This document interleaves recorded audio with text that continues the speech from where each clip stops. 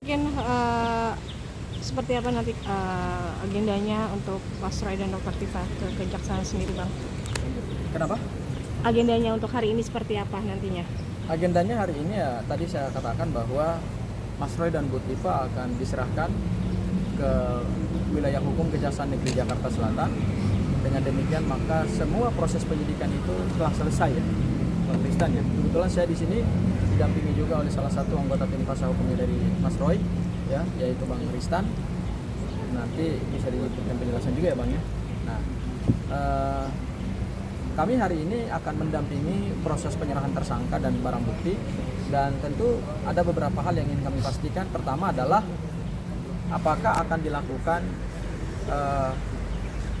kelanjutan penahanan atau tidak ya, karena pagi ini kami secara resmi juga sudah mengajukan surat permohonan penangguhan penahanan karena mereka sekarang ini kan statusnya lagi dalam tahanan Polda.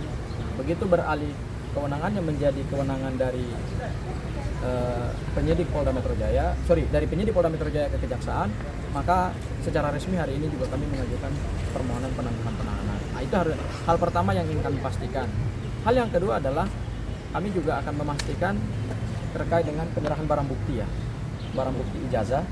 Tentu kami ingin bahwa ada kepastian bahwa barang bukti itu sudah diserahkan dari pihak Polda Metro Jaya kepada pihak kejaksaan, dan nantinya barang bukti itu kalaupun dilakukan tahap persidangan ya Bang, maka tentu kita akan masuk dalam proses pembuktian terkait dengan ijazah itu. Terkait 50 tokoh itu bagaimana, Pak? 50 tokoh itu saya tidak bisa sebutkan siapa saja tokohnya. Mungkin itu adalah tujuannya untuk memberikan dukungan moral ya. Dan surat permohonan penangguhan penahanan itu dibuat atas nama keluarga karena berdasarkan hukum acara pidana pasal 31 KUHP bahwa penangguhan penahanan itu adalah hak seorang tersangka yang sedang ditahan boleh mengajukan penangguhan, dan kemudian yang menjaminkan utamanya adalah pihak keluarga.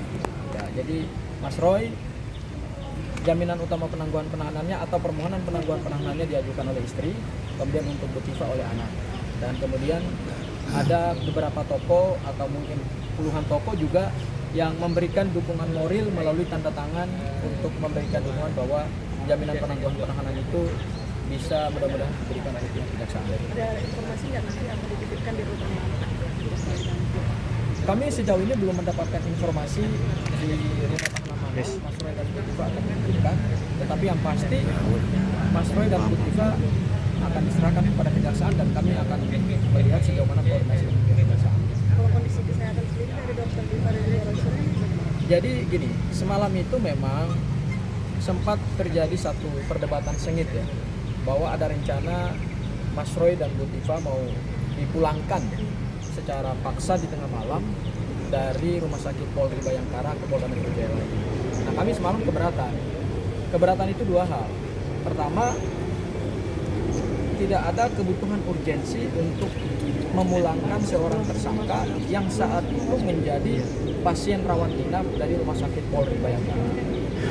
Ya, jadi tidak ada kebutuhan yang mendesak karena beberapa jam setelah itu kan sudah akan dilakukan penyerahan tersangka dan barang bukti. Buat apa lagi dikembalikan malam-malam jam 12 malam ke Polda Metro Jaya. Kemudian yang kedua, hal itu juga melanggar Undang-Undang Kesehatan dan Perlindungan Pasien, Permenkes terkait dengan perlindungan pasien.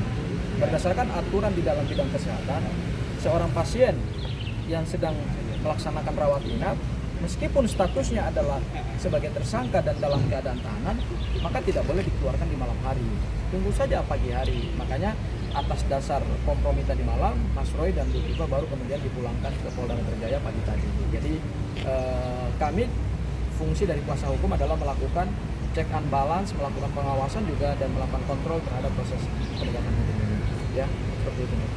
Jadi ada tambahan kalau itu kalau penyakit kesehatan ada pihak yang mengatur. Bang izin. Bang maju bang. Bang maju ke depan bang. Bang Yang ajankan. paling utama itu adalah permintaan dari tersangka. Nah, kalau permintaan dari tersangka itu maka secara otomatis gitu loh ya. Iya, lo jangan main comot gitu loh. Soal urusan cuma kepentingan umum jadi berantakan. Harusnya ditunjukkan dulu itu barang adanya. Sampai detik ini kita bicara di depan rekan-rekan TV, YouTube, karena kita lihat barang itu asli. Tidak ada. Dan bagaimana sekali orang itu dipaksa diproses dari poin pasalnya cuma 310 tidak bisa menangkap dan tidak bisa menahan. Nah, ada penyelundupan pasal itu yang dimaksud pasal 32 itu ya, pasal 311 HAM bertentangan dengan konstitusi Indonesia. Bang, sedikit dipertegas, mungkin kapan akan mengajukan penangguhan penahanan? Ya, saya jelaskan ya. Jadi penangguhan penahanan baru saja kami serahkan melalui PTSP ya, Kejaksaan Negeri Jakarta Selatan, dan sudah diterima oleh Kejaksaan Negeri Jakarta Selatan. Yang mengajukan itu adalah keluarga dari tersangka atau prinsipal, yaitu untuk Mas Roy diajukan oleh istri dari Mas Roy, karena yang bisa mengajukan permohonan itu hanyalah pihak keluarga. Tetapi 50 tokoh masyarakat itu ataupun tokoh-tokoh itu hanya untuk memberikan dukungan, jaminan bahwa dua tersangka ini tidak mungkin akan melarikan diri, tidak mungkin juga akan menghilangkan barang bukti, dan barang bukti mana lagi yang mau dihilangkan? So semua barang bukti kan sudah disita oleh Polda Metro Jaya. Kemudian juga mengulangi tindak pidana. Mengulangi tindak pidana seperti apa yang selama ini mereka lakukan? Dalam konsep hukum pidana, mengulangi tindak pidana itu kecuali terhadap suatu perbuatan yang telah ditetapkan sebagai tersangka, seseorang itu melakukan perbuatan yang sama untuk merugikan kepentingan orang lain lagi. Misalnya, seseorang melakukan penipuan, kemudian setelah dia melakukan penipuan terhadap korban A, dia mengulangi lagi tindak pidana kepada korban B. Ini kan tidak pernah ada lagi tambahan korban, atau yang bersangkutan setelah ditetapkan sebagai tersangka untuk satu perbuatan, kemudian mengulangi lagi untuk perbuatan tindak pidana lain. Misalnya setelah memukul, besoknya dia mencuri, lusanya dia memukul orang lain lagi, bukan dengan korban yang sama. Itu yang disebut dengan konsep pengulangan tindak pidana. Nah, ini kan narasi-narasi yang disampaikan oleh para tim hukum atau oleh relawan Pak Jokowi, bahwa tekanan untuk melakukan penangkapan dan penahanan terhadap Mas Roy dan Putihba itu kan karena katanya adalah mengulangi tindak pidana. Mengulangi tindak pidana yang mana? Bahwa kemudian Mas Roy menyampaikan argumentasi terkait dengan ijazah yang diduga palsu itu kan adalah memberikan edukasi berdasarkan hasil penelitian mereka. Jadi tidak ada lagi pengulangan tindak pidana di situ. Itu adalah memberikan edukasi kepada publik terkait dengan objek ijazah mantan Presiden Republik Indonesia Pak Joko Widodo. Ya, jadi kami menyayangkan bahwa dari sisi penangkapan dan penahanan ini sesuatu yang sangat melanggar hukum acara pidana. Contoh, saya ambil kajiannya pertama ya, untuk penangkapan. Mereka ini kalau kita lihat dari kualifikasi subjek hukum pelaku tindak pidana, mereka ini bukan pelaku tindak pidana organized crime atau white collar crime atau kejahatan transnational crime. Ini kejahatan-kejahatan biasa, bukan kejahatan tindak pidana korupsi, bukan kejahatan yang mengancam keselamatan, keamanan, pertahanan negara Republik Indonesia, sehingga jam 7 pagi itu harus dilakukan upaya paksa berupa penangkapan dan keadaannya sangat dramatis ya. Ini hanya dua warga negara berlatar belakang sebagai peneliti, bahkan Putihba pada saat ditangkap itu jam 8 harus menyelesaikan sidang doktoral di Fakultas Kedokteran Universitas Indonesia.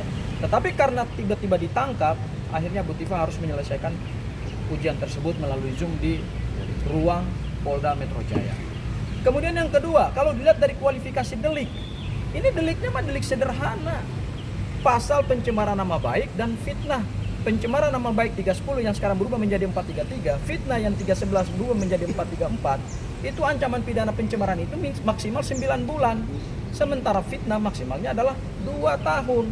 Maka berdasarkan Kitab Undang-Undang Hukum Pidana, terhadap jenis delik atau kualifikasi delik yang ancamannya di bawah 5 tahun ya tidak bisa dilakukan penangkapan dan penahanan ya. Coba kita lihat Rasman Arif Nasution ya, yang hari ini statusnya sebagai terpidana kasus pencemaran nama baik terhadap Hotman Paris. Sejak ditetapkan sebagai tersangka, apa pernah ditahan? Pasal penetapan tersangkanya sama, 310 311. Sylvester Matutina yang hari ini adalah putusannya sudah inkrah van Hawisde ya, juga bersama Rasman inkrah van Hawisde, juga tidak pernah dilakukan penahanan, padahal juga korbannya adalah mantan presiden yang saat itu juga berkuasa sebagai wakil presiden Republik Indonesia. Pasal penetapan tersangkanya sama, yaitu pencemaran nama baik dan fitnah ya. Jadi tidak ada pelaku pencemaran nama baik dan fitnah itu yang ditangkap, ditahan, apalagi dipaksa malam-malam, ya kan, untuk dipulangkan ke Polda Metro Jaya pada saat masih menjadi pasien rumah sakit dari Rumah Sakit Bayangkara. Kemudian yang ketiga, dari sisi urgensi hukum. Sebetulnya tidak ada urgensi untuk melakukan penangkapan dan penahanan. Karena apa? Semua tahapan penyidikan itu sudah selesai. Pada tanggal 30 April 2026, berkas perkara sudah dinyatakan lengkap atau P21 oleh Kejaksaan Tinggi DKI. Sehingga dengan demikian, begitu keluar P21, maka proses penyidikannya juga telah selesai. Penangkapan itu kalau dilakukan oleh penyidik hanya dalam rangka untuk melakukan proses penyidikan. Orang penyidikannya sudah selesai, ya kan? Apalagi kebutuhannya. Kami melihat bahwa ada nuansa ini pemaksaan untuk melakukan penangkapan dan penahanan karena ada kekhawatiran jangan sampai di Kejaksaan Negeri tidak dilakukan penahanan. Makanya kemudian Polda Metro Jaya mengambil risiko itu. Ya, jadi kami melihat bahwa penegakan hukum ini sangat tidak sesuai dengan due process of law. Kemudian ada yang mengatakan begini, kan ada pasal 3235. Iya, pasal 3235 itu pasal susupan. Unsur deliknya tidak sesuai dengan konstruksi peristiwa pidana ini. Pasal itu disusupkan hanya untuk kepentingan begitu perkara dinyatakan P21 akan dilakukan penangkapan dan penahanan.